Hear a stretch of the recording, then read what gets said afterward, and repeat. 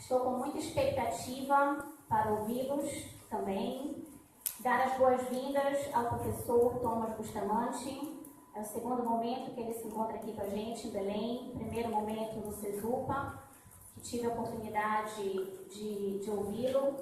Professor Thomas, seja muito bem-vindo, que você possa aproveitar esse importante momento acadêmico, mas também as maravilhas da nossa cidade.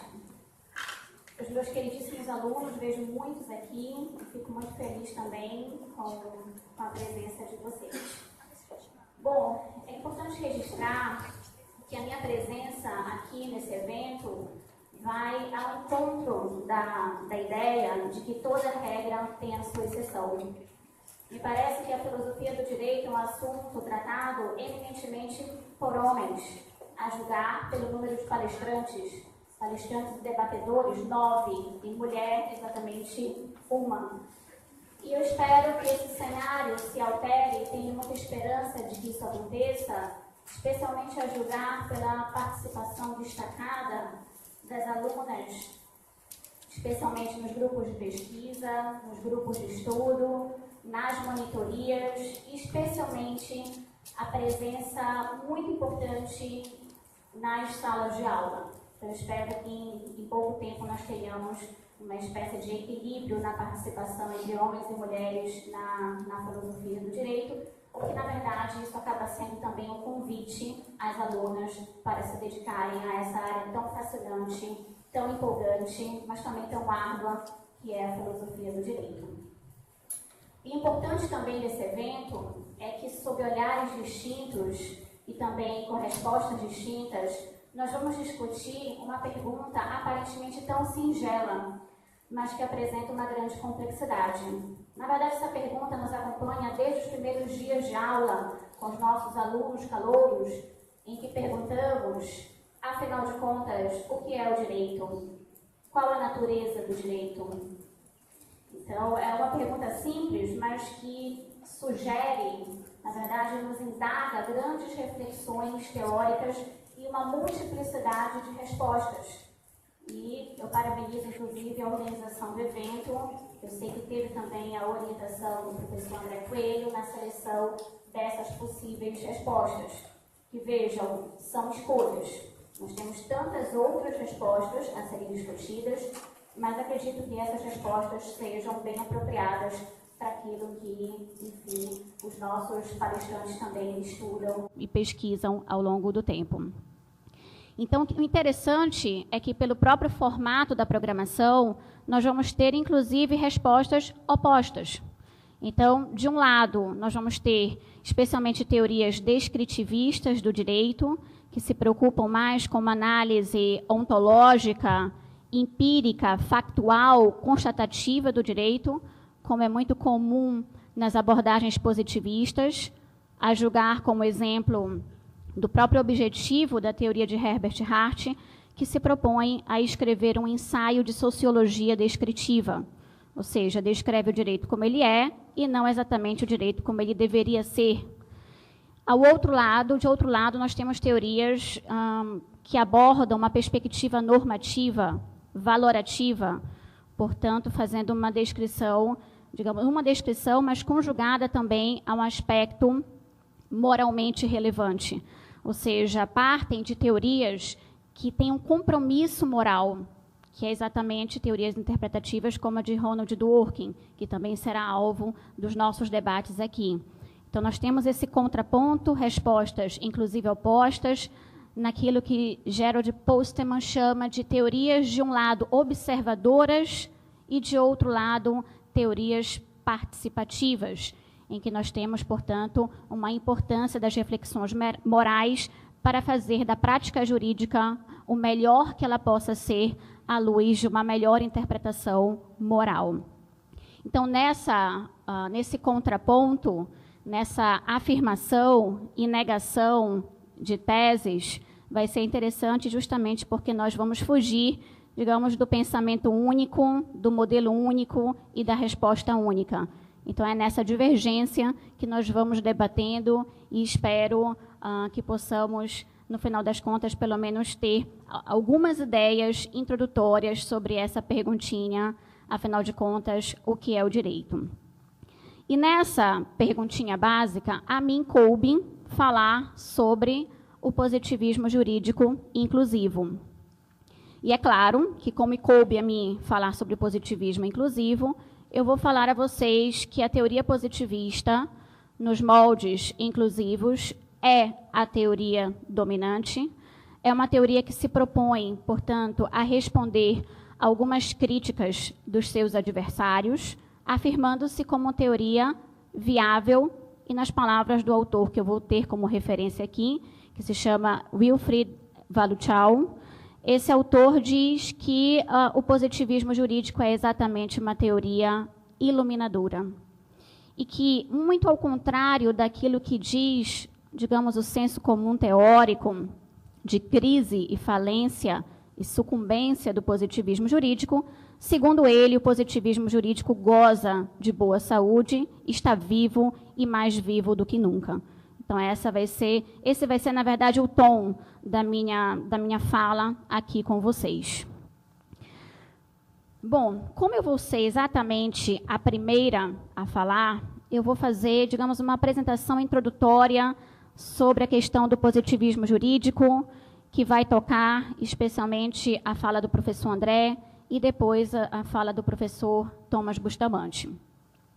Primeiramente, eu diria a vocês que o positivismo jurídico, após a Segunda Guerra Mundial, foi acusado de se autodestruir, foi acusado de viver um momento de falência, especialmente por enfatizar os elementos formais do direito, e isso, de alguma maneira, não permitiria amplas discussões conteudísticas, amplas discussões sobre moralidade, sobre justiça. E, especialmente através da experiência trágica, nefasta da Segunda Guerra Mundial, nos regimes totalitários, isso foi, digamos, uma ideia muito propagada de que nós viveríamos uma nova era com uma mudança de paradigma dentro do direito. Tanto que nós tivemos o ressurgimento das discussões em relação ao justnaturalismo e também uma ampla discussão de teorias interpretativistas, a exemplo da teoria de Dworkin, que se propõe a criticar o positivismo jurídico. Nesse cenário, houve muito desenvolvimento da ideia de que nós vivemos numa era do neoconstitucionalismo, na era principiológica, tanto que existem muitas críticas, inclusive, a esse cenário, a essa ideia. Afinal de contas, se tudo é princípio, nada é princípio. Então, nós temos uma espécie de banalização dos direitos, uma farra principiológica, como diria o professor Ronaldo Porto Macedo, que afirma que essa dimensão principiológica, tão propagada e sem critérios, acaba sendo também um grande problema na afirmação de direitos. Pois bem, diante desse diagnóstico de crise do positivismo, diagnóstico esse muitas vezes aceito como verdade inquestionável, o positivismo jurídico teve, de alguma forma, que reagir. Então, nós temos algumas reações possíveis do positivismo. A primeira reação possível foi dizer que, na verdade, as críticas feitas ao positivismo partiram, na verdade, de algumas incompreensões, de alguns equívocos, numa espécie de incidência da falácia do espantalho. Ou seja, desfiguraram o positivismo jurídico para poder atacá-lo. Não foram generosos, não foram caridosos com a teoria positivista. Segundo esses autores, o positivismo jurídico ainda se mostrava pleno, repleto ainda de condições de refletir o paradigma dominante. No entanto, nós tivemos também uma outra abordagem do positivismo, uma abordagem no sentido de que o positivismo, a partir das críticas, deveria se reinventar, se reestruturar. Na verdade, deveria se sofisticar a partir das críticas que foram apresentadas pelos seus adversários. E aqui eu diria que o grande adversário foi Ronald Dworkin. Acredito eu que todos saibam da importância, do vigor também da crítica que Dworkin fez ao positivismo jurídico. Então, o positivismo jurídico, portanto, não morreu. E aquilo que não mata acaba fortalecendo. Então, o positivismo tornou-se muito mais forte, muito mais estruturado e sofisticado a partir das críticas que recebeu. Então, eu poderia, a partir de agora, dividir o positivismo em termos também didáticos e para introduzir o grande público aqui nas discussões que nós vamos estabelecer nas próximas, nos dois próximos dias. Que seria, primeiramente, o positivismo jurídico exclusivo, o professor André vai falar. No positivismo jurídico exclusivo, como o próprio nome está sugerindo, existe uma separação muito clara entre direito e moral, e a moral não pode fazer parte das questões conceituais do direito. Então, existe uma clara delimitação, uma clara separação entre direito e moralidade. Os dois principais autores que serão tratados aqui chama-se Haas e Shapiro. Nós temos também o positivismo normativo. Esse nome parece até um pouquinho estranho, porque eu falei para vocês logo no início que o positivismo ele tem uma característica descritivista, pois agora eu estou falando em um positivismo normativo. Na verdade, esse positivismo ele conjuga elementos de descrição com elementos de prescrição. Ele descreve o direito que é e também prescreve um direito que deve ser, partindo essencialmente de certos compromissos morais que o império da lei deve garantir. Ou seja, existe todo um modelo de como as instituições devem resguardar certos interesses políticos, como na ideia de democracia, de autogoverno, de cidadãos livres e iguais. Ou seja, existem certos objetivos que devem ser resguardados, então a teoria positivista congrega elementos de descrição com elementos também normativos e prescritivos de como o direito deve ser para garantir certos interesses políticos. E, por fim, nós temos agora o positivismo jurídico inclusivo, que vai ser o objeto da minha fala, que, como o próprio nome está afirmando, prevê a possibilidade de inclusão de elementos morais dentro do direito.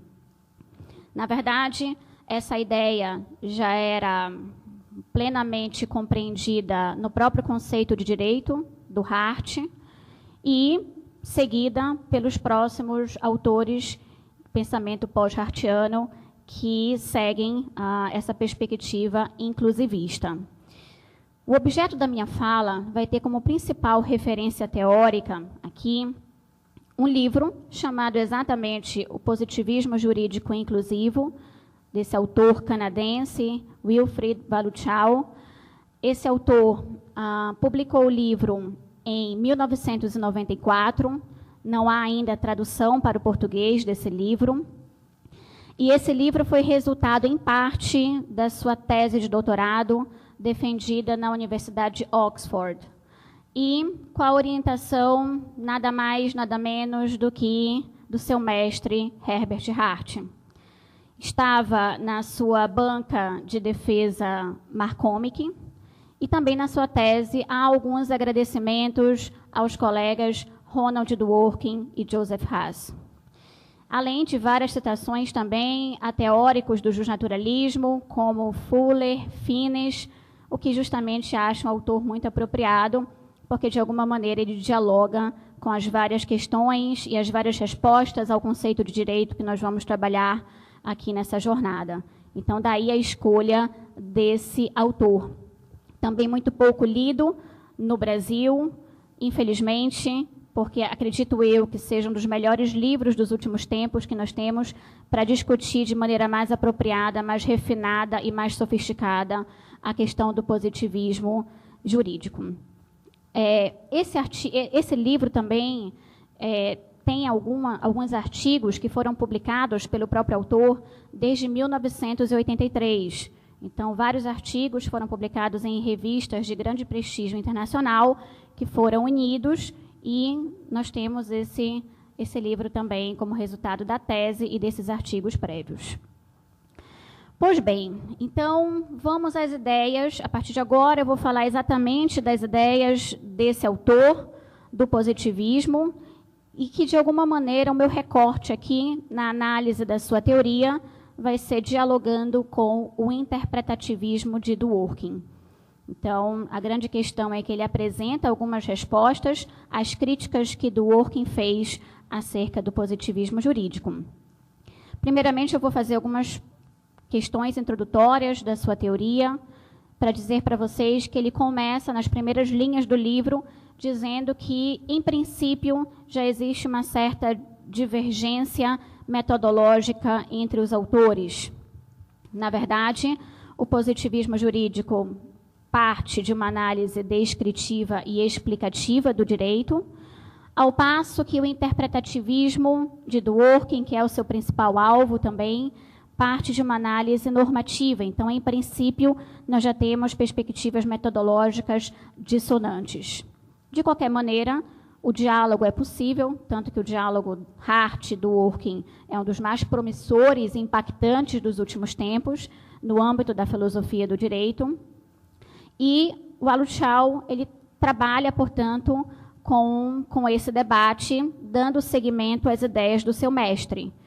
Portanto, eu poderia dizer para vocês que ele é um autor que estabelece algumas explicações ou algumas sofisticações do pensamento de Hart. Acredito que o pensamento de Hart aqui, nas discussões que nós vamos ter na jornada, seja a grande referência teórica, sem a qual nós não poderíamos discutir adequadamente uma resposta plausível acerca do conceito de direito. Necessariamente, nós temos que partir de uma análise do pensamento de Hart. Portanto, ele já deixa claro a sua referência, no sentido de que ele desenvolve uma teoria explicativa, descritiva, mas que ele denomina de impura, portanto, diferenciando-se da análise purista da teoria tanto adotada em Joseph Haas, como também em Hans Kelsen, na teoria pura do direito. Então, ele já diz muito claramente, a minha teoria não é exatamente pura. É uma teoria descritiva, explicativa, impura. E também ele se diferencia, ele deixa isso aqui muito claro, que ele se diferencia da teoria interpretativa de Dworkin, uma vez que ele não parte de uma espécie de compromisso moral. Ele reconhece a relevância da moralidade sem assumir um compromisso moral. Nesse sentido, ele se identifica como um autor que estabelece uma zona intermediária entre a isenção valorativa do positivismo exclusivo e uma espécie de relevância moral, como nas teorias interpretativas. Então, ele deixa bem claro já essa ideia de que ele é um ponto intermediário entre a isenção de valores e o comprometimento valorativo das teorias interpretativas.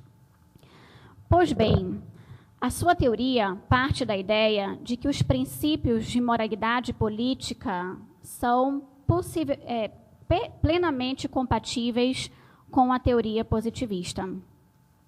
Ou seja, quando nós falamos de princípios, esses princípios eles podem ser inseridos no debate do positivismo jurídico, que é uma novidade.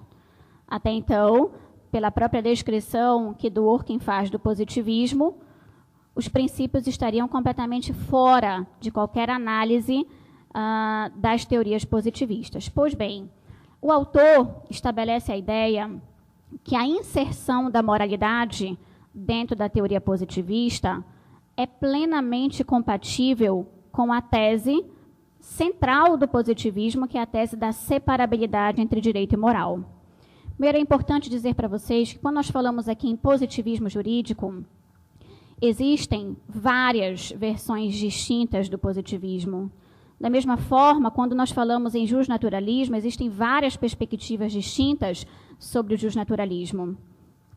Então, mas uma característica incomum da teoria positivista seria exatamente a ideia da separação entre direito e moral. Quer dizer, sem essa ideia, sem essa tese, nós não poderíamos em nenhum momento admitir exatamente uma teoria positivista. Então, o grande desafio seria conciliar a moralidade, os princípios, que apresenta uma dimensão valorativa com a teoria positivista. Então, o autor simplesmente afirma que há uma total compatibilidade entre os princípios de moralidade política com a tese da separabilidade entre direito e moral, uma vez que essa relação entre direito e moral não é uma relação necessária. Não significa dizer que necessariamente direito e moral estarão unidos, mas apenas dizer que contingentemente, ou seja, eventualmente, eles podem estar conectados. Então, permanece íntegra a tese da separabilidade entre direito e moral. Uma outra questão importante é que o autor afirma também que a inserção de princípios de moralidade, ela também é compatível com uma importante tese das fontes sociais do direito. Segundo essa tese, o direito é uma construção humana, convencional, e, portanto, não é um elemento a priori ou que vem da natureza humana. E a grande questão, o grande desafio, era estabelecer exatamente a compatibilidade da moralidade com essa tese das fontes sociais do direito.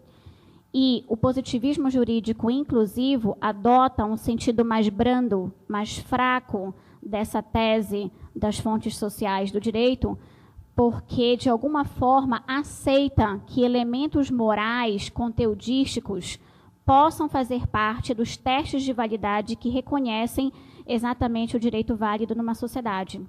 Então, o desafio seria compatibilizar também os princípios com a tese das fontes sociais do direito. E também com a regra de reconhecimento. Ou seja, na verdade, a grande questão é que há a possibilidade de conexão entre direito e moral, justamente porque existe a possibilidade da regra de reconhecimento, aqui apenas uma observação. A regra de reconhecimento é uma espécie de regra sobre regra, ou uma regra que identifique exatamente o direito válido numa sociedade, e dentro da teoria de Hart, ela acaba assumindo um papel central justamente na separação de sistemas jurídicos não complexos para sistemas jurídicos propriamente complexos, no sentido de estabelecer um critério de identificação, um critério que estabeleça com segurança, com clareza, exatamente o direito válido em uma sociedade. Até porque a clareza, a segurança, a previsibilidade são questões centrais dentro da teoria positivista. Então, por isso a importância também de uma regra de reconhecimento que tire qualquer tipo de insegurança latente nos sistemas jurídicos. Pois bem, essa regra de reconhecimento, de acordo com a teoria positivista inclusiva desde Hart e também o seu pensamento pós-hartiano, admite a possibilidade de inserir elementos morais nos critérios de reconhecimento e de validação do direito válido. Portanto, não se limita apenas aos testes formais de pedigree, mas permite também a inserção da moral. Quer dizer, é claro que o positivismo exclusivo não está de acordo com essa tese de conexão da moralidade no interior da regra de reconhecimento. O professor André depois vai tratar desse assunto. Então, nós temos aqui, partindo inicialmente dessa ideia, de que, portanto, os princípios de moralidade política são compatíveis com a teoria positivista, na medida em que são conciliáveis com a regra de reconhecimento, com a tese da separabilidade entre direito e moral e com a tese das fontes sociais do direito. Portanto, gente, eu vou trabalhar agora com as ideias desenvolvidas por esse autor no momento em que ele critica Dworkin, quando Dworkin afirma que qualquer espécie de inserção dos princípios e da moralidade dentro do direito significaria automaticamente afastar a teoria positivista, porque a teoria positivista não teria abertura o suficiente para receber essa densidade valorativa que está presente nos princípios. Então, a partir de agora, eu vou trabalhar exatamente com os argumentos usados pelo Valuchal para tratar exatamente da refutação às críticas que Dworkin fez ao positivismo jurídico. Então, nós temos exatamente 3 argumentos: o argumento da validade, o argumento da linhagem e o argumento da função, e logo depois nós vamos trabalhar também com algumas questões relativas às diferenças entre eles quanto à questão da discricionariedade judicial. Então, essas são as questões, os argumentos que nós vamos trabalhar a partir de agora. Pois bem, de acordo com a descrição que Dworkin faz acerca do positivismo jurídico, as regras válidas são aquelas regras que foram aprovadas por testes de validação. Portanto, Dworkin caracteriza o positivismo como um modelo de regras. E aí nós temos aquela caracterização muito típica e repetida nos vários livros e comentadores, especialmente no modelo de regras 1. Então, o positivismo se limita a um modelo de regras, enquanto que Dworkin apresentaria em tese uma teoria mais complexa, uma abertura maior, porque estabelece a possibilidade de regras e princípios. Os princípios não teriam espaço na teoria positivista, porque as leis deveriam ser aprovadas pelos testes de validação. Então, as regras são válidas, e os princípios, ao contrário, eles têm uma dimensão que é diferente das regras. Os princípios têm uma dimensão chamada de dimensão de peso e importância. Portanto, eles não poderiam ser exatamente válidos. Essa seria uma caracterização que Dworkin faz acerca do positivismo jurídico. A questão é que muitos dos teóricos do positivismo jurídico, reiteradamente, criticam essa caracterização do Dworkin. Quer dizer, as dimensões de peso e validade não necessariamente são incompatíveis entre si. As leis também podem ter uma dimensão de peso e, da mesma forma, os princípios também podem apresentar uma dimensão de validade. Então, aquela ideia de que a regra jurídica também deve ser aplicada na lógica do tudo ou nada, isso é completamente incompatível com a própria teoria de Hart. Se nós lembrarmos um pouquinho sobre as regras jurídicas em Hart, nós vamos ver que as regras jurídicas, elas têm uma textura aberta, são normas generalíssimas, normas de escopo geral, e com isso, de acordo com Hart e também os seus comentadores, pensamento pós-hartiano, seria completamente compatível o modelo de regras com a dimensão principiológica de Dworkin. Ou seja, não haveria, na verdade, nenhuma divergência clara e honesta e sincera entre regras e princípios, tal como formulado por Dworkin. Tanto que o Aluchal apresenta até exemplos, até para dizer que a dimensão de peso e invalidade não são incompatíveis entre si, para dizer, por exemplo, que uma regra em colisão com uma outra regra, no exemplo específico que ele dá no contexto canadense, uma lei federal colidindo com uma lei estadual, nessa colisão pode ser que a lei federal encontre-se, digamos, vitoriosa. Isso não significa dizer que a lei estadual, nesse conflito, seja rechaçada do sistema. Ou seja, não se aplica na lógica do tudo ou nada. Ou a norma é válida e tem incidência, ou então ela é expulsa do ordenamento jurídico, como defendeu Dworkin. Então, ele desconstruiu, o autor, essa tese de que as regras são válidas e os princípios têm apenas dimensão de peso.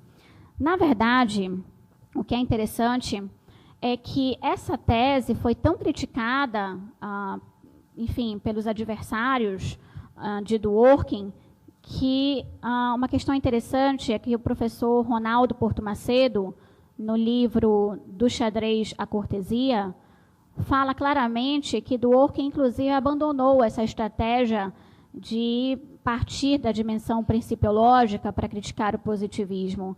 Ele resolveu, na verdade, adotar uma outra estratégia argumentativa ao trabalhar, por exemplo, com o caso Tennessee Valley, que trata de um peixinho, snail darter. Esse peixinho ele estava ameaçado de extinção e de acordo com uma lei de proteção de espécies em extinção, esse peixinho deveria ser protegido em detrimento da construção de uma barragem essa que já tinha, digamos, um dispêndio econômico de mais de 100 milhões de dólares. Era uma situação bem complicada, porque, de um lado, havia toda uma possibilidade, uma perspectiva de desenvolvimento econômico com a construção da barragem, além do valor já gasto para a construção de 100 milhões, e, de outro lado, uma lei que estabelecia a proteção desse peixinho. Normalmente, quando descrevem esse caso, os comentadores falam, é um peixinho pequeno, de 7,5 centímetros, sem nenhuma importância ou sem nenhuma beleza, mas como se a beleza fosse algum critério específico para resguardar uma espécie em extinção. De qualquer forma, a primeira decisão da Suprema Corte dos Estados Unidos seria no sentido de que a barragem deveria ser interrompida, uma vez que o direito, no caso, deveria tratar exatamente de aplicar a lei vigente ao caso. Ocorre que houve um voto divergente nesse caso, e o interessante é que nesse voto divergente, daí a questão trazida por Dworkin, trata-se de uma questão de dizer que as questões mais palpitantes no direito não se referem a divergências meramente empíricas, ou seja, divergências sobre os fatos do mundo, sobre as normas a serem aplicadas. Naquele caso, ninguém tinha nenhuma dúvida sobre as regras vigentes e sobre os fatos ocorridos, a construção da barragem, a ameaça de extinção de uma espécie. Mas o que ficou muito claro nesse caso, e Dworkin trabalhou bastante com isso, é que as questões mais complexas e mais palpitantes no direito ensejam sérias divergências teóricas e interpretativas. Então, ele mudou a estratégia de discutir e de criticar o positivismo na ideia de princípios e, portanto, argumentando a ideia de que o positivismo não conseguia fazer face à grande complexidade das grandes questões que envolvem casos complexos que suscitam divergências teóricas e interpretativas. E, a partir daí, no Império do Direito, que, ao meu ver, é uma das obras mais importantes da teoria de Dworkin, ele começa, inclusive, a se afastar da tese do aguilhão semântico e construir essa perspectiva de que a teoria do direito é uma teoria essencialmente interpretativa e que suscita divergências teóricas. Pois bem, então isso para mostrar para vocês que o próprio Dworkin, em alguma medida, reconheceu que essa questão principiológica deveria seguir um novo rumo para que ele pudesse ganhar mais fôlego, mais argumentos em relação aos seus críticos. Então, a partir do Império do Direito, essa foi, digamos, a estratégia adotada. Um outro argumento que também é trabalhado pelo autor seria o argumento da linhagem, ou argumento do pedigree. De acordo com esse argumento, o caráter jurídico propriamente de uma norma é condicionado à sua origem formal ou à sua estirpe, ou seja, testes de conteúdo neutro, independentemente de qualquer valoração moral, independentemente de qualquer conteúdo moral, que, portanto, justamente para garantir uma maior previsibilidade e segurança, havia a priorização do elemento da formalização dos critérios de validação do direito, que seriam incompatíveis com o elemento moral. Logo, de acordo com esse critério da linhagem, os princípios e a moralidade estariam excluídos do positivismo jurídico, pela absoluta incompatibilidade de condicionar os princípios a critérios meramente formais, até porque, para Dworkin, os princípios independem de testes de pedigree. Afinal de contas, eles vão surgindo no debate, na discussão, nos argumentos de cada caso concreto. Eles formam uma espécie de cadeias argumentativas que vão surgindo de outros princípios expressos, que vão surgindo também de outras regras, especialmente com base nos princípios implícitos que vão surgindo dentro do processo argumentativo. Então, com base nisso, de acordo com a leitura que Dworkin faz do positivismo, não seria possível conciliar moralidade com positivismo. Na verdade, de acordo com o Dworkin, o positivismo é incompatível com a moralidade. E o positivismo jurídico inclusivo, justamente porque introduz a moralidade, é incompatível com o próprio positivismo. Então, ele afasta completamente essa ideia. Acontece que, para o Aluchal, o autor que nós estamos trabalhando, critérios de legalidade podem, sim, se referir à moral. E não há nenhum problema nisso, desde que a regra de reconhecimento estabeleça essa possibilidade. Reiterando que se trata de uma possibilidade de relação contingente e não necessária. Então, é possível, sim, a aceitação de princípio, independentemente dos testes de pedigree, desde que a regra de reconhecimento aceite essa possibilidade. Portanto, mais uma vez, o positivismo inclusivo estaria, de alguma forma, refutando os argumentos de Dworkin. O terceiro argumento é o argumento da função. Uma grande função da própria teoria positivista, eu já falei isso aqui, seria garantir o tripé da segurança, certeza e previsibilidade.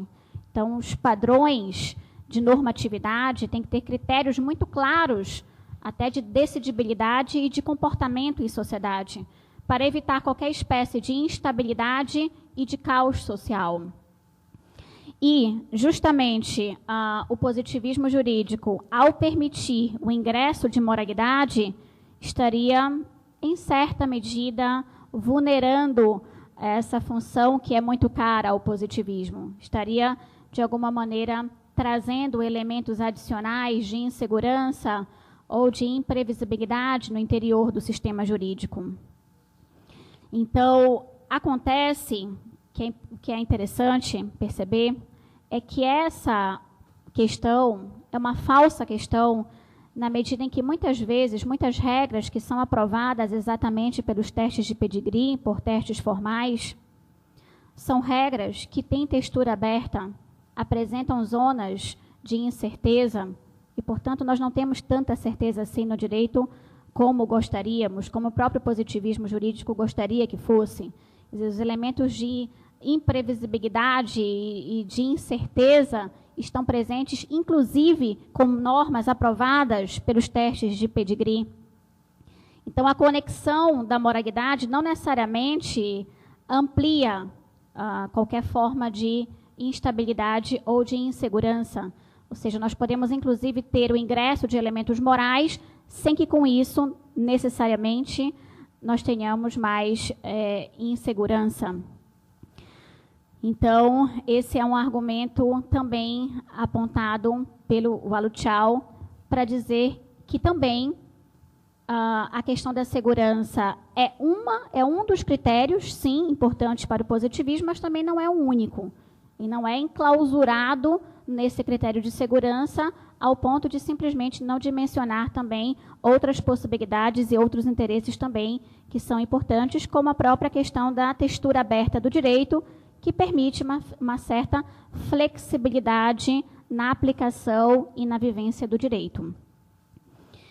Pois bem, nós temos agora uma outra questão nesse debate importante entre a teoria interpretativista de Dworkin e o positivismo, que é a questão da discricionariedade judicial. E essa questão ela foi, inclusive, tratada hoje de manhã, num trabalho de uma ex-monitora que também desenvolve pesquisa no CESUPA, a brilhante aluna Yasmin, que está aqui, a quem tenho a honra de acompanhar a trajetória acadêmica, que desenvolveu um trabalho exatamente sobre esse contraponto da teoria de Dworkin em relação à teoria de Aluchal, especialmente do ponto de vista da discricionariedade judicial. Então, vamos a algumas questões em relação a isso, até porque foi objeto central do debate Hart e Dworkin. Pois bem, o positivismo jurídico, ele abraça, reconhece a tese que, nos casos complexos, nos casos difíceis, existe uma evidente discricionariedade judicial, ou seja, uma certa margem de autonomia e liberdade do intérprete, especialmente como possibilidade de eleição de diferentes cursos de ação igualmente possíveis. Em duas situações. Primeiro, na hipótese de ausência de norma jurídica, ou seja, na hipótese de lacuna, e dois, na hipótese de indeterminação semântica das regras jurídicas.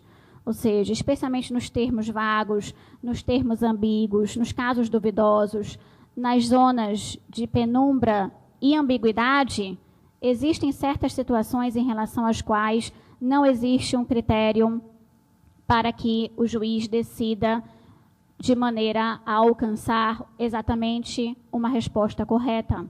E o positivismo jurídico afirma e reconhece e aceita, portanto, esse compromisso com a tese da discricionariedade em sentido forte. É importante destacar aqui em sentido forte, porque Dworkin refuta essa tese, mas abraça a tese de que os juízes, sim, têm poder discricionário, mas em sentido fraco. É interessante que, apenas a título de exemplo, para mostrar o quanto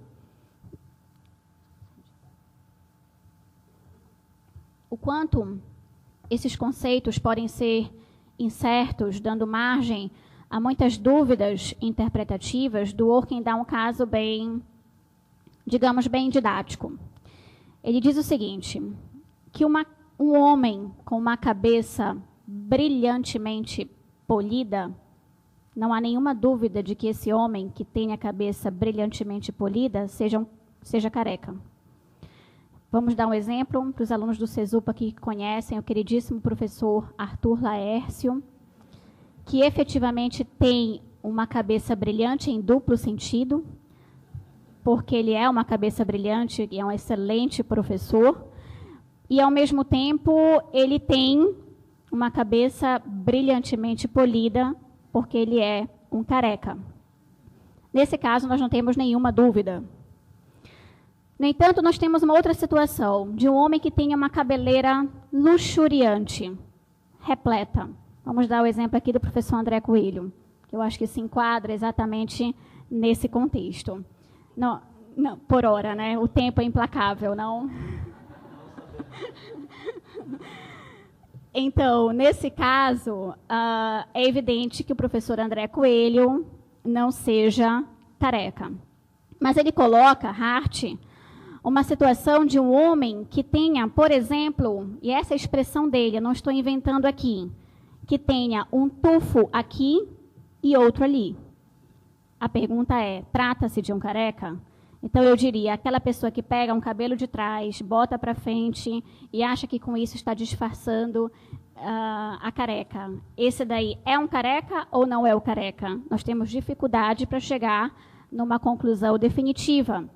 Ontem mesmo, no retorno da escola com os meus filhos, meu filho Arthur ganhou de brinde uma caneca do Minecraft. E a discussão até em casa foi saber se a caneca era um copo ou uma xícara. E nós ficamos o tempo inteiro do caminho até em casa para discutir as questões se enquadra na categoria copo ou xícara. Pois bem, apenas para dizer para vocês que às vezes nós temos um desacordo genuíno acerca do significado de certas proposições no direito, o que acena a uma espécie de carência do valor de verdade de algumas proposições jurídicas. O positivismo jurídico reconhece isso e diz que, nesses casos mais complexos, existe um evidente poder discricionário dos intérpretes. Especialmente aqui em relação aos desacordos semânticos. Acontece, gente, que Dworkin, ele é muito claro ao dizer que mesmo os desacordos semânticos, ou seja, quando existe dúvida interpretativa acerca da incidência de um conceito, isso não seria fonte exatamente de uma discricionariedade em sentido forte, que dê uma maior margem de autonomia e liberdade ao intérprete, com algumas possibilidades de escolha. Para ele, sim. Nesse caso, seria possível imaginar um processo interpretativo mais complexo, especialmente exigindo um certo juízo e discernimento por parte do intérprete. Mas isso não configuraria uma espécie de discricionariedade em sentido forte. Portanto, Dworkin nega a tese positivista da discricionariedade em sentido forte, mas acolhe uma discricionariedade muito branda, muito fraca, que reconhece apenas que, nesses casos mais complexos, existe a necessidade de um processo argumentativo mais complexo, mas isso não tira, inclusive, a possibilidade de que o juiz tenha de encontrar a única resposta correta, o que vai ao encontro, portanto, da sua tese tão conhecida da única resposta correta. Acontece que o Aluchau, ele vai ao encontro da teoria de Hart, reconhece, portanto, a discricionariedade, abraça essa tese, fazendo simplesmente uma diferença entre duas questões. Primeiro, a discricionariedade judicial é, portanto, um meio adequado ao raciocínio jurídico nos casos difíceis, e nós temos que diferenciar muito claramente uma situação. Então, existem casos em que, por exemplo, uma norma se proponha a controlar uma decisão. Acontece que, muitas vezes, mesmo que uma norma se proponha a controlar uma decisão, pode ser que essa norma não logre êxito, efetivamente, em controlar uma decisão. Então, haveria uma diferença muito clara entre se propor a controlar uma decisão e controlar efetivamente. Acontece que Dworkin simplesmente se propõe a controlar uma decisão, trabalha com uma teoria da discricionariedade que parte dessa ideia de que as normas jurídicas simplesmente se propõem a controlar uma decisão, mas o positivismo jurídico diz o seguinte: em certas situações, não é possível efetivamente controlar de maneira detida e específica uma decisão. E o positivismo diz mais: é muito mais honesto, é muito mais sincero reconhecer a possibilidade de uma discricionariedade judicial, porque isso chama a responsabilidade também para o intérprete, no sentido de que ele vai ter que responder, digamos, com mais fundamentação, com mais argumentação, com mais empenho, sabendo que ele tem esse poder discricionário, do que, de alguma forma, camuflar isso e dizer que o juiz não tem poder discricionário. Então, na verdade, a grande questão e crítica que ele faz em relação à teoria do Dworkin é que ela apenas se propõe a controlar, mas, na verdade, em muitos casos, ela não consegue efetivamente controlar a decisão, o que isso não faz com que afaste-se desse poder discricionário que, inevitavelmente, e de acordo com o Aluchau, também desejavelmente a prática jurídica deve ter. Até porque esse poder discricionário, em certa medida, estabelece uma grande dose de flexibilidade e uma análise muito mais honesta e sincera, ao invés de ficar insistindo numa tese da negação, da discricionariedade de sentido forte e da afirmação da tese da única resposta correta mesmo nos casos mais complexos e mais controvertidos moral e politicamente. Portanto, um exemplo dado, inclusive, digamos, de uma ordem recebida por um sargento para que escolha o homem mais alto do seu grupo. Então, vamos lá, de acordo com o Dworkin, essa regra é uma regra muito clara, muito específica, então a decisão estaria controlada. Acontece que existem situações em relação às quais, e o Aluchau coloca isso, em que, por exemplo, nesse grupo existam 2 homens exatamente igualmente altos, como no caso de Smith e Jones, que ele cita. Então, nesse caso, haverá, sim, a discricionariedade no sentido de escolher um em detrimento do outro. Então, existem certas situações, certas circunstâncias em relação às quais não é possível exatamente obter uma única resposta como a única correta, porque existem muitas situações em relação às quais não é possível exatamente controlar uma decisão, muito embora as normas jurídicas se proponham a controlar, mas não logram, no final das contas, êxito em controlá-la. Então, ele afasta também, essa seria a resposta do positivismo, a negação da tese da discricionariedade da teoria de Dworkin. Então, o que é interessante também é que, em relação a isso, ele diz que é plenamente possível, e normalmente Dworkin ataca essa discricionariedade do positivismo, alegando que isso seria uma grandiloquente injustiça, na medida em que permite que uma espécie de fraude contra os jogadores, que as regras seriam criadas no meio do jogo, que isso estabeleceria uma espécie de insegurança e que seria também um grande problema para a teoria democrática. Mas, na verdade, e isso é um compromisso também da teoria positivista, não significa, não há uma confusão entre discricionariedade e arbitrariedade. Quer dizer, existem questões muito distintas.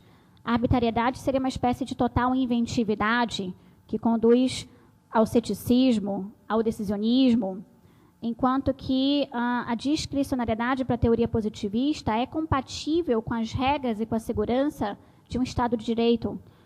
Portanto, com a argumentação, com um discurso mais qualificado, até para justificar as decisões que são discricionárias. Portanto, ele também critica essa ideia de que, supostamente, a partir de uma tese da discricionariedade judicial, valeria exatamente um vale-tudo interpretativo. Não é exatamente assim. Não cabe qualquer coisa a título de ser uma decisão discricionária. Então, é possível conciliar a discricionariedade com as virtudes de um Estado de Direito que estabelece segurança e garantia aos indivíduos. Então, esses seriam os argumentos. Portanto, gente, eu concluo, depois de ter apresentado exatamente essas 4 questões, para dizer para vocês que, de acordo com esse autor, e eu os convido aqui a fazer uma leitura mais detalhada desse autor, que é muito consistente, que é muito coerente, muito agradável de ser lido também, justamente porque tem uma linguagem muito clara. É para dizer para vocês que, à luz da sua teoria, o positivismo jurídico é a teoria dominante.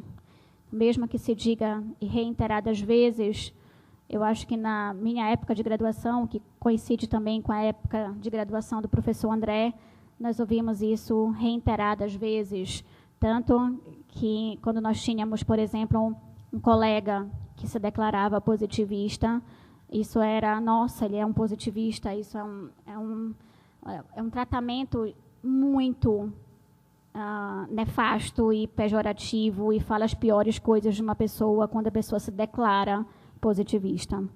E nós sabemos, e agradeço muito também ao professor André por trazer de maneira tão adequada, como é muito típico, claro, quem conhece o professor André dispensa maiores falas sobre isso, mas de apresentar essas incompreensões, essas caricaturas de positivismo jurídico, rediscutir o positivismo no cenário acadêmico. Eu acho a sua contribuição, André, ele chama assim porque você é um amigo querido também, acho simplesmente fundamentais. Então, o Aluchal conclui dizendo que o positivismo jurídico é a teoria dominante e sempre foi.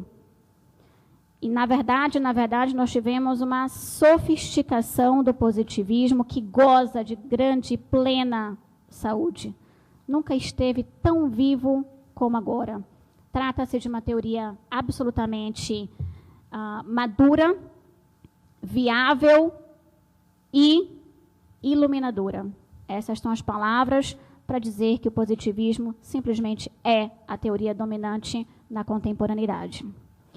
E eu concluo dizendo que eu estou com muita expectativa para ouvir as considerações dos meus debatedores sobre o positivismo e me coloco à disposição de vocês, agradecendo também a atenção.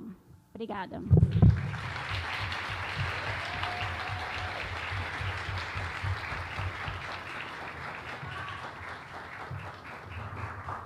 Obrigado, professora. Parabéns pela exposição. E para dar prosseguimento à programação da mesa, vamos começar agora com os debates, passando a palavra primeiramente para o professor André, e em seguida, imediatamente, para o professor Alberto Papaléu. Obrigado. Filiações ao positivismo, tem um stand lá fora. Quem quiser ainda hoje. Camisas, copos, canecas. Bom, primeiro, agradecer pelo convite de estar na mesa como debatedor, agradecer pelas palavras da Loiane, todas as referências a mim e a minha cabeleira, inclusive esta que eu não esperava. E eu vou limitar a minha participação a colocar três questões. Três questões colocadas do ponto de vista daqueles que discordam do positivismo inclusivo. Duas delas do ponto de vista de Dworkin, porque são críticas que precisam ser devidamente enfrentadas ou mal entendidos que precisam ser devidamente esclarecidos. Um deles você já tocou na palestra, que é a questão da previsibilidade, eu vou voltar a esse ponto. E um do ponto de vista do positivismo exclusivo. Estranhamente, por mais que o positivismo exclusivo e Dworkin discordem na maior parte das coisas, uma coisa em que eles concordam é que o positivismo inclusivo não é positivista o suficiente, né? Por dois motivos completamente diferentes. Mas ambos acusam o positivismo inclusivo de ser culposamente indeciso e prejudicialmente indeciso em relação às suas posições teóricas. Então, primeira questão, colocada do ponto de vista de Dworkin. A questão da previsibilidade, em que você já tocou na palestra, ela é colocada do ponto de vista de Dworkin também como uma questão sobre seleção de teorias. Quais são os motivos que eu tenho para defender a separação entre direito e moral? Por que o positivismo insistiria tanto em promover essa separação? E do ponto de vista de Dworkin, só faz sentido, moral e politicamente, eu insistir na separação entre direito e moral, uma vez que eu considere que o direito precisa ter uma independência, uma autonomia em relação à moral, porque é esta independência ou autonomia que assegura a ele as suas condições de estabilidade, de previsibilidade e de certeza. Então, a própria escolha por insistir na separação entre direito e moral estaria ligada desde o princípio com o ideal de previsibilidade, com o ideal de expectativas asseguradas, para usar o termo que está no Império do Direito. Se é assim, se nós estamos conectados e justificados por um ideal de previsibilidade, quando, em seguida, no passo seguinte, se diz, embora o direito não tenha uma conexão necessária com a moral, ele pode ter uma conexão contingente. Embora o direito não tenha necessariamente critérios morais, algumas comunidades jurídicas e algumas fontes jurídicas concretas podem introduzir critérios morais no direito. Na hora em que você assume esta segunda coisa traz consigo a ideia de que, portanto, haverá normas cuja interpretação e aplicação requererão da parte do intérprete juiz ou do intérprete cidadão que ele recorra a concepções morais, que ele recorra a concepções que não estão contidas dentro do direito, a concepções que estão que habitam do lado de fora dos muros do direito, a concepções cuja fonte é uma fonte moral. Se isto será assim, se eu vou precisar recorrer a concepções morais para decidir o que a norma está realmente pedindo de mim, ou o que a norma está realmente exigindo de outrem, se eu terei que recorrer a essas concepções morais, e, em relação a estas concepções morais, existem divergências de interpretação, divergências com relação às respostas corretas. Na hora em que eu admito que essas respostas, esses critérios morais podem fazer parte do direito, eu estou dizendo, ao mesmo tempo, o direito precisa ser mantido num ponto de vista positivista, porque senão você perde a previsibilidade daquilo que ele determina, mas ele pode admitir critérios morais que são abertos à divergência, que são abertos à interpretação, que compromete a previsibilidade daquilo que ele determina. Então, se eu faço essa admissão aqui, e se eu concedo quanto à questão da previsibilidade, se eu estou disposto a dizer, como você disse na palestra, que existe textura aberta, que a imprevisibilidade faz parte do direito, que isso é uma coisa, inclusive, desejável, por que ainda manter a separação entre direito e moral? Por que não abraçar logo uma teoria interpretativista ou uma teoria justnaturalista? Por que ainda se manter aqui com um compromisso com o positivismo como melhor descrição do direito? Essa é a primeira questão.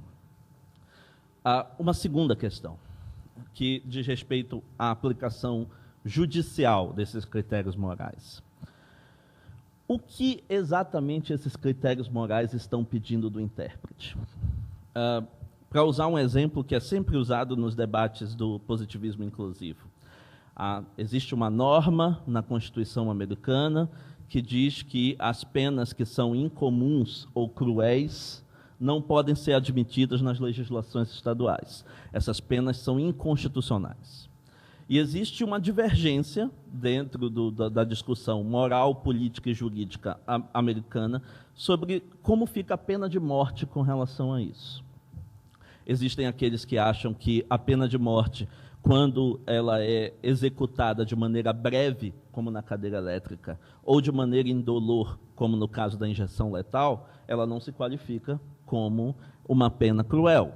E há aqueles que acham que o fato de você colocar fim a todas as expectativas e possibilidades de um indivíduo, com ele sabendo disso desde o início e tendo todo um processo de julgamento e condenação, é a pena mais cruel que possa existir em relação a qualquer indivíduo. Então, você tem um desacordo moral entre estas duas coisas. O juiz que vai julgar uma ação em que uma legislatura estadual aprovou a pena de morte, digamos por cadeira elétrica ou por injeção letal, e alguém denunciou essa legislação estadual como sendo inconstitucional, esse juiz vai ter que decidir se a pena de morte deve ou não deve ser inclusa como sendo uma pena cruel. E ele pode ser daqueles que acham que a pena de morte breve ou indolor não é cruel, ou daqueles que acham que tudo que está envolvido com a pena de morte a torna a mais cruel de todas as penas. Aí vem a pergunta. Se ele tem que julgar essa causa, do ponto de vista do positivismo inclusivo, o que a norma está pedindo que ele faça? A norma está dizendo a ele, você pode decidir tanto isto aqui, quanto isto aqui, e tanto faz. Primeira possibilidade. É uma discricionariedade da simples escolha, é o decisionismo no sentido hartiano. Se não existe determinação suficiente para um lado ou para o outro, então eu estou igualmente autorizado a escolher qualquer um. É essa a primeira coisa que está sendo dita. O que está sendo dito é uma segunda. Use as suas convicções morais. Use aquilo em que você acredita. Se você acredita que a pena de morte é cruel, então decida contra ela. Se você acredita que ela não é cruel, então decida a favor dela.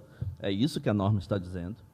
Ou a norma está dizendo que eu deveria chegar à conclusão de qual dessas respostas morais é a realmente correta, do ponto de vista moral ou do ponto de vista jurídico, e utilizar esta resposta. Não as minhas convicções em princípio, porque as minhas convicções são opiniões e elas podem estar incorretas. Mas eu teria que chegar à conclusão de qual é a resposta correta do ponto de vista moral ou jurídico, e aí utilizar essa.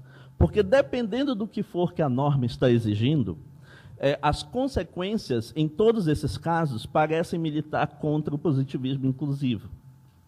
Se o que a norma estiver me dando for uma autorização para escolher qualquer uma, então, no fundo, o critério moral não foi incorporado ao direito. Existe uma linguagem moral que está autorizando a escolha do juiz.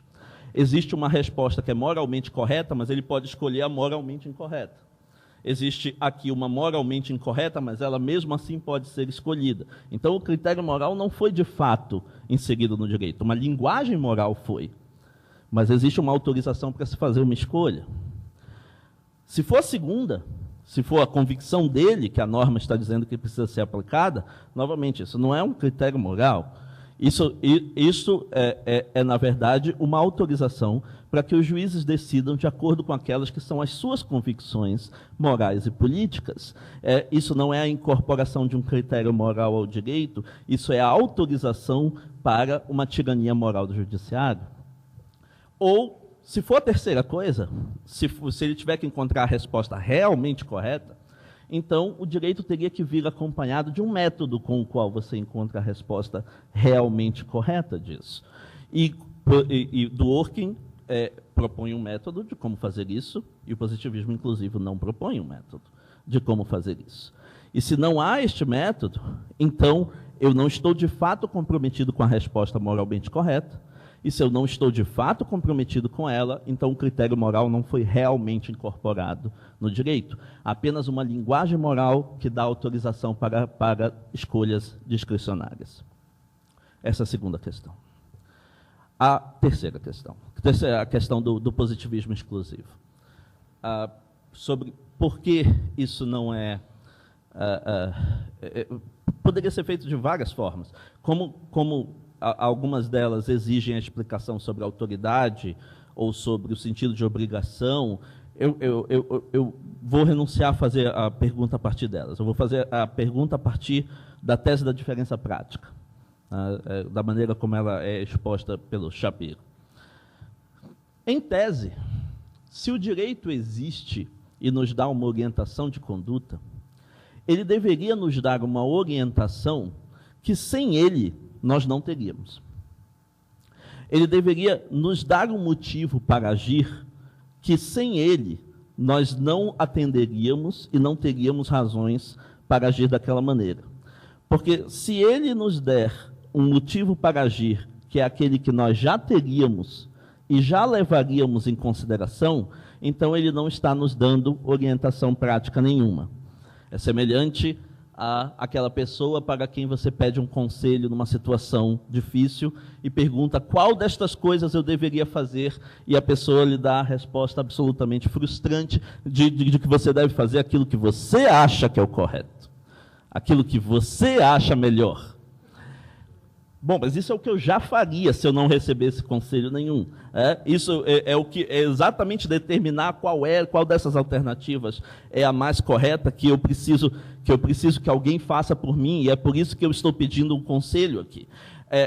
No caso do direito, ele vai, em muitos casos, se pronunciar sobre questões que são moralmente controvertidas, questões sobre as quais os indivíduos têm ou incertezas morais, ou fortes divergências morais. Na hora em que o direito incorporar critérios morais, ao invés de ele estar acabando com a divergência, usando da sua autoridade e obrigatoriedade para dizer o que deve ser feito, ele vai estar devolvendo para o intérprete e para o destinatário a decisão do que ele deve fazer. É como se ele estivesse dizendo, uma vez que existem todas essas circunstâncias, todas essas divergências sobre o que é justo, eu vou lhe dizer agora o que é justo. O justo é que você faça aquilo que você acha que é justo. E na hora que ele disser isso, na hora que ele disser o que você deve fazer é o que você acha que é justo, primeiro, ele não me está dando uma razão que eu já antes não tivesse. Eu já tinha motivos para agir de conformidade com aquilo que eu acho que é justo. 2, ele não está me dando nenhum tipo de orientação prática que resolva o problema da incerteza e da divergência. Ele está apenas devolvendo para mim a incerteza e a divergência como se fosse solução àquilo que exatamente é o problema. Então, do ponto de vista do positivismo exclusivo, aquela que é a função do direito, que é a de orientar a conduta, que é diante de situações de incerteza e de divergência, nos dar uma determinação a partir da autoridade e da obrigatoriedade, deixa de existir a partir do momento que você admite critérios morais, porque esses critérios morais pedem que o próprio destinatário intérprete ou destinatário cidadão decida o que deve ser feito. Então, essa é a terceira questão. Okay? As três para o debate.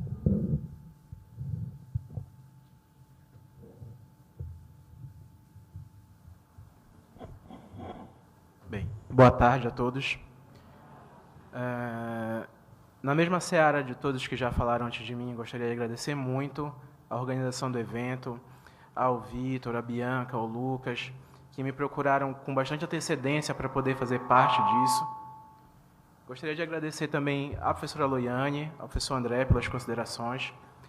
E antes de iniciar as considerações que eu vou trazer para o debate, eu gostaria de fazer só um adendo, uma referência, né? Semana passada eu estava lendo a Ética Nicômaco para o meu filhinho de 8 meses. E a minha esposa me pegou fazendo isso e ela falou o seguinte: amor, você está ficando louco. E eu falei, por quê? Se você está lendo Aristóteles para o nosso bebê, eu falei, não estou lendo para ele, eu estou lendo para mim e ele está escutando. Mas você não pode fazer isso. Eu falei, por que eu não posso fazer isso? Enfim. E aí eu me pego aqui no meio desse congresso, no meio desse encontro, vendo as pessoas interessadas em ouvir o Allutscher, vendo as pessoas interessadas em ouvir Dworkin, em ouvir John Finnes, em ouvir todos esses autores que eu também fico em casa lendo, às vezes sozinho, né? E eu me pego pensando assim, bem, se a Mônica estiver certa e eu realmente estiver ficando louco, pelo menos eu estou bem acompanhado, né? Que hoje que vocês estão também interessados nisso, né? E feita essa divagação inicial, eu gostaria de trazer aqui alguns questionamentos. Talvez até respondendo alguma das proposições do professor André, lendo o livro do Allutscher, a gente percebe, antes de mais nada, que, em determinado momento do livro, ele vai dizer que não é objeto dele discutir filosofia moral. Então, ele abandona o debate sobre a filosofia moral e isso ele acaba deixando para uma outra obra subsequente. Então, dentro do Inclusive Legal Positivism, o livro do direito positivo, a teoria do positivismo inclusivo, o Allutscher, o que ele quer fazer, na verdade, é uma defesa à obra do Hart. E ele parte do pressuposto de que o Dworkin não compreendeu devidamente o que o Hart tinha anotado no seu conceito de direito e que o Hart tinha, depois da elaboração do pós-fácil do livro, outros autores fazendo uma leitura de Hart, que o Dworkin ele não teria compreendido inteiramente a teoria do Hart. Então, o Allutscher ele parte de uma incompreensão.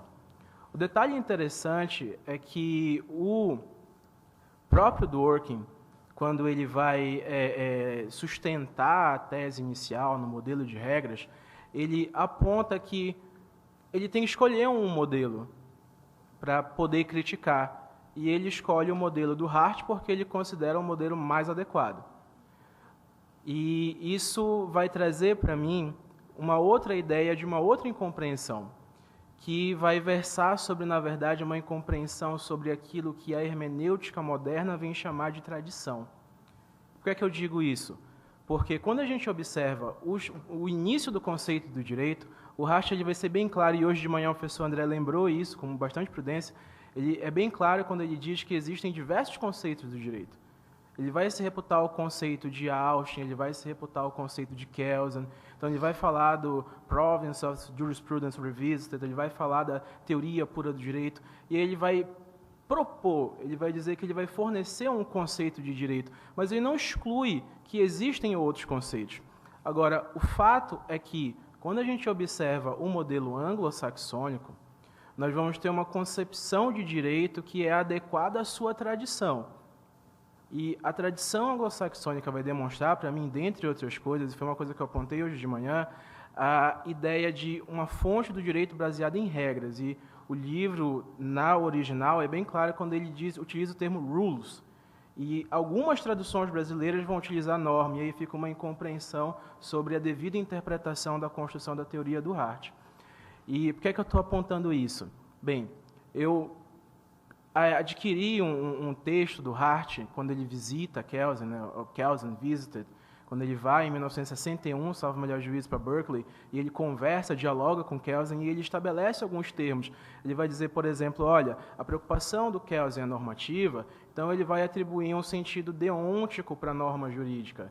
E a minha preocupação é descritiva, eu quero saber como é que eu vou descrever a ação correta para que ela possa ser regulada pelo direito. Ele revisita temas como a influência, desde já, da moral dentro desse direito. E o que a gente consegue perceber é o seguinte: grande parte dessas teorias toma como pressuposto a incompreensão sobre determinados autores. É o que o Alluchel fez, é o que o Dworkin fez, é o que o Hart fez. A gente não compreende devidamente alguns autores e, por isso, a gente vai tentando desmistificar o conteúdo de cada uma dessas doutrinas. E qual é a proposição que eu estou fazendo? É a seguinte: talvez, essa incompreensão não seja somente sobre esses determinados autores, mas sim sobre a própria tradição do direito. Como assim?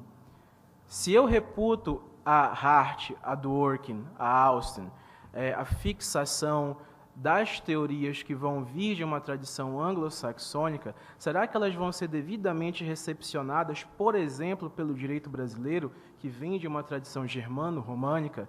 E aí eu trago um outro autor que, para mim, ele se torna referência no tema, inclusive estava fazendo algumas colocações antes da subida para cá, para a professora Loiane, que é a obra O Conceito e Validade do Direito, de Robert Alexy. E em 2013, há pouco tempo, o Robert Alexy ele esteve lá em Chapecó, na UNOESC, e eu tive a grande felicidade de poder participar desse evento, quando ele defendeu um artigo chamado Inclusive Non-Positivism.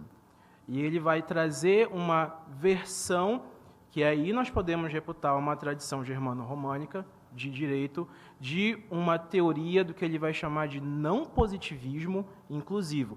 Isso talvez resolva alguns problemas apontados pelo professor André, porque ele diz o seguinte: eu não estou dizendo que a minha posição é de positivista.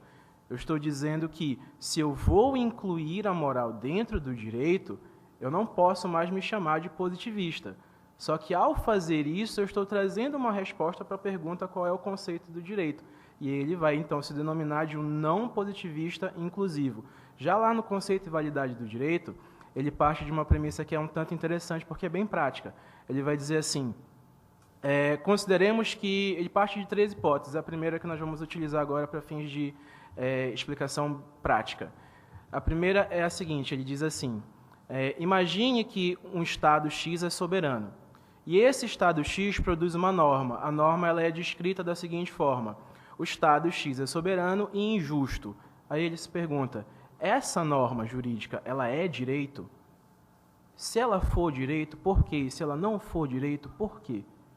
E aí ele vai se reportar ao que ficou conhecido como a fórmula Headbrook, né, que vai ser traduzida lá daquele ensaio que é publicado, salvo o melhor juízo, por Harvard, 5 minutos de filosofia do direito. Esse é o tema do artigo do Headbrook, quando ele traz essa fórmula, em que ele diz: Total injustice is not law. Total injustiça não é direito. Para que o Alexy possa, então, fornecer, dentro já de um contexto germano-românico, uma justificativa para a inclusão da moral dentro do direito. A gente não tem tempo para poder dissecar os pontos-chave desse livro. Isso pode ficar para um outro bate-papo, um outro momento. Mas vamos para a pergunta, o que interessa. Bem, a gente analisando, então, a prática brasileira, a gente analisando o que vem acontecendo nos tribunais, eu posso citar um exemplo que ele vem se tornando, para mim, para mim, tem se tornado um método bem claro de demonstrar como é que isso pode acontecer no Brasil, como é que isso vem acontecendo no Brasil. Não muito tempo atrás, o STJ ele passou por uma discussão que pode parecer até um pouco leviana, diante de tudo que vem sido discutido. Mas ela envolvia a seguinte ação. Um determinado sujeito, ele tentou subtrair a coisa ali móvel com emprego de força ou grave ameaça. Ele não conseguiu subtrair a coisa, mas o resultado final da conduta dele foi morte. Ou seja, nós estaríamos aí diante de um latrocínio ou diante de um homicídio. A justificativa que o STF tomou para esse caso, inclusive hoje virou súmula, ela vai trazer para a gente um conteúdo que ele não vai ser justificado somente do plano de vista da aplicação de uma regra jurídica ou de uma norma jurídica, mas o próprio fato dele trazer essa interpretação e transformar isso em súmula já é uma descrição, tá, sobre o conteúdo da norma jurídica. Se essa descrição tem interferência ou não com a moral, os positivistas exclusivos, isso daí não é o objeto de análise. Mas, analisando os argumentos da decisão do STF, eles vão trabalhar o tema da seguinte forma: eles vão punir como latrocínio, e a justificativa deles é porque o bem jurídico vida, nesses casos, nessas situações, ele merece uma especial proteção. Como o professor André disse ainda há pouco, né, que tipo de moralidade é essa que a gente está incluindo? Que tipo de método é esse que nós precisamos incluir? E, como foi bem apontado, talvez os positivistas inclusivos da tradição anglo-saxônica ainda não conseguiram ser capazes de apontar isso para mim. Mas, se a gente pegar, por exemplo, a teoria da argumentação jurídica, de novo, do Robert Alex, que é uma teoria puramente analítica, talvez nós consigamos chegar a um resultado prático para justificar a decisão desse juiz racionalmente. E um dos tópicos da teoria da argumentação, para mim, é bem claro sobre a discussão, não vou chamar de valores morais, mas sobre um conteúdo moral da racionalidade, é quando ele faz referência à trópica de Harry. E ali ele vai setorizar os quadrantes, ele vai trazer para mim uma possibilidade de discussão analítica sobre esses conteúdos morais. Então, será que realmente nós, brasileiros, conseguimos compreender a nossa tradição jurídica para que nós façamos esse tipo de importação e para que nós sejamos capazes de aplicá-la na prática? Essa que seria a minha pergunta.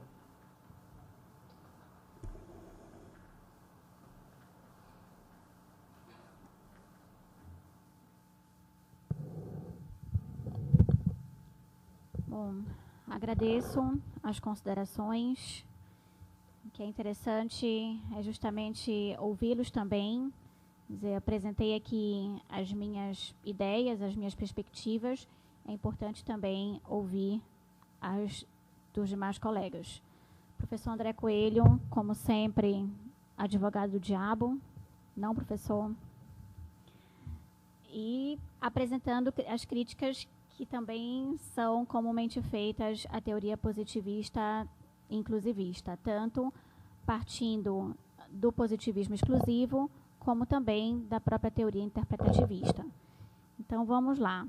Na primeira pergunta, nós temos a ideia de que, propriamente, Dworkin acha que a possibilidade de inserir moralidade no interior do positivismo seria exatamente desconfigurar o próprio positivismo. Ou seja, não seria exatamente positivismo jurídico na medida em que tiraria os elementos da previsibilidade e não seria admitido por parte do positivismo jurídico. Então, a pergunta é feita pelo André: por que não exatamente, afinal de contas, romper com essa separação entre direito e moral por parte do positivismo jurídico inclusivo? E eu poderia entender também essa pergunta do tipo: por que não o interpretativismo de Dworkin, já que ele trabalha de maneira muito mais adequada com as dimensões de moralidade, ao invés do positivismo inclusivo? Quer dizer, o grande mérito que o positivismo inclusivo afirma em relação à teoria interpretativista é no sentido de que ela apenas reconhece uma relevância moral sem admitir efetivamente um comprometimento moral. Ou seja, algumas situações específicas é possível, por exemplo, perceber a possibilidade de um direito válido e injusto. Sim, a teoria positivista reconhece isso. Ou seja, ainda que um direito de péssima qualidade, ainda que um direito tosco, é direito válido. E isso é algo admitido dentro da teoria positivista, positivismo inclusivo. Então, na verdade, a grande questão é que o positivismo prefere uma teoria que reconheça a relevância moral, mas sem ter, digamos, uma adesão incondicional a essa moralidade.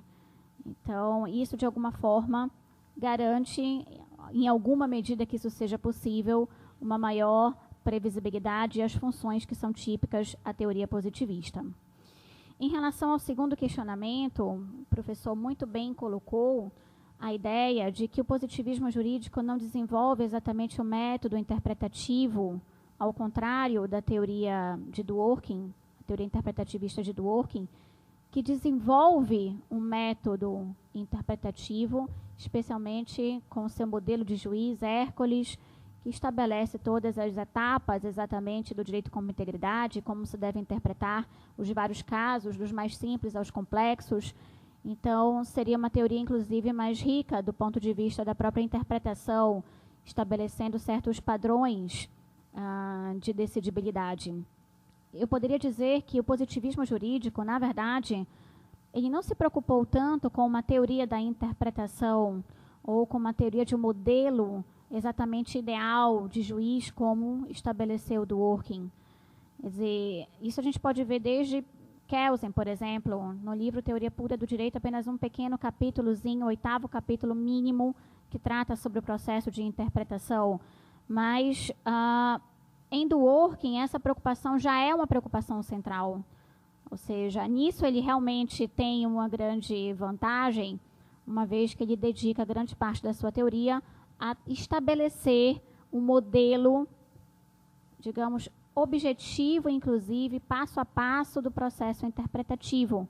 Então, eu diria que o positivismo jurídico inclusivo não deu exatamente a atenção adequada à aplicação, à interpretação, ao modelo adequado de juiz para, de alguma forma, garantir métodos e maneiras mais seguras de decisão. Então, essa é a minha visão, mas depois, André, eu quero, inclusive, te ouvir em relação a isso.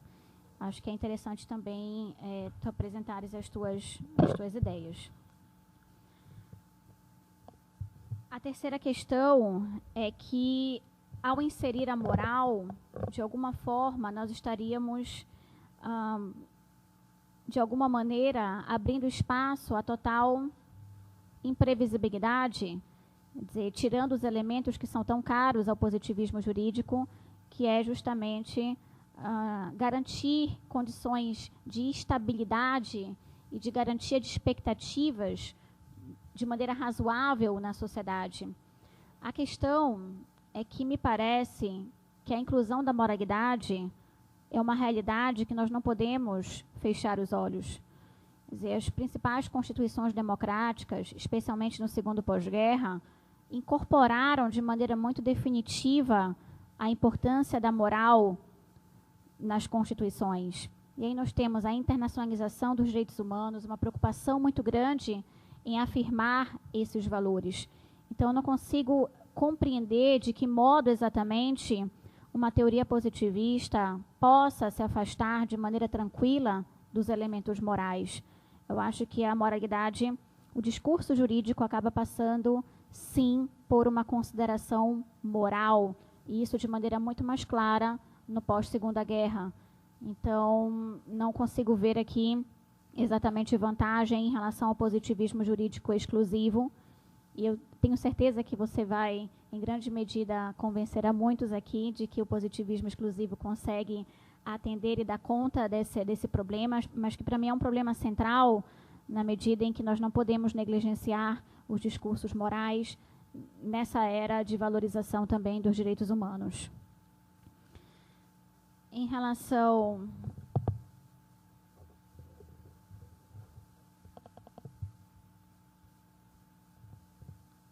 ao professor Alberto Papaléu, agradeço suas considerações, acho interessante, enfim, as suas as suas próprias sugestões de leitura e também apresentando a teoria do Alexis, que de alguma forma estabelece de maneira mais adequada também uma certa dogmática da decisão judicial, estabelecendo também passo a passo e regras, as regras de ponderação, de proporcionalidade dentro do processo decisório. Acho que bem importante para a gente dialogar aqui.